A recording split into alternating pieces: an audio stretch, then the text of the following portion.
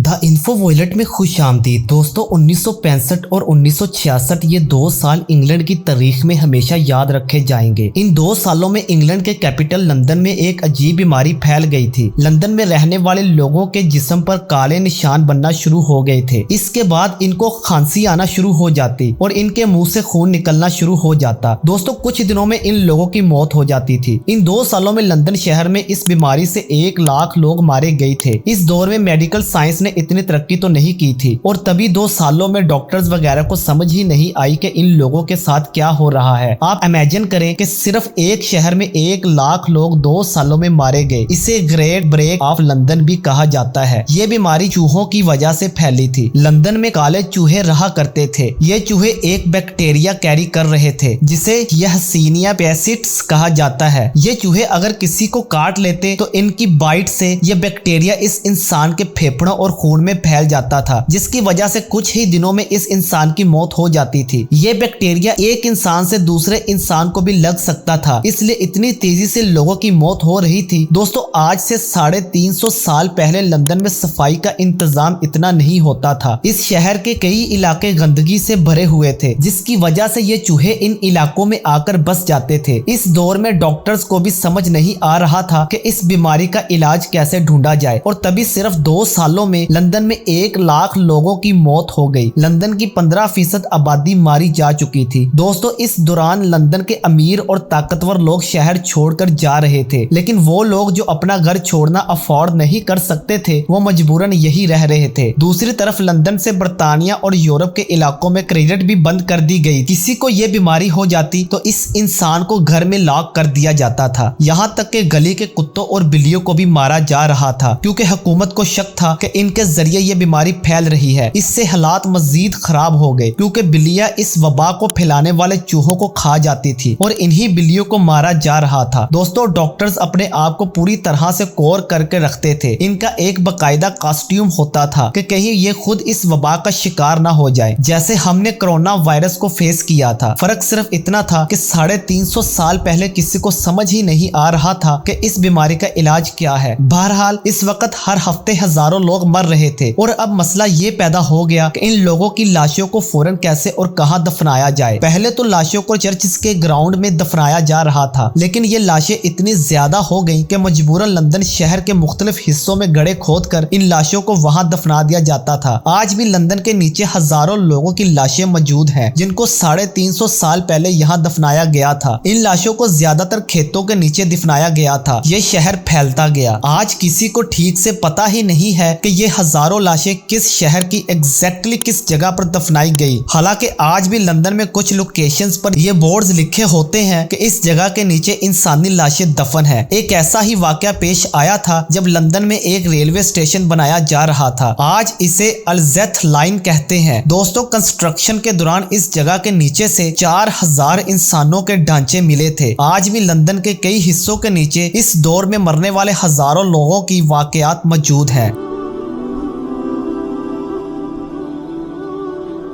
जी तो प्यारे दोस्तों ये थी हमारी आज की वीडियो। मजीद इस तरह के इंटरेस्टिंग वीडियोस के लिए हमारे चैनल को सब्सक्राइब जरूर कर लीजिए। अल्लाह निगहबान।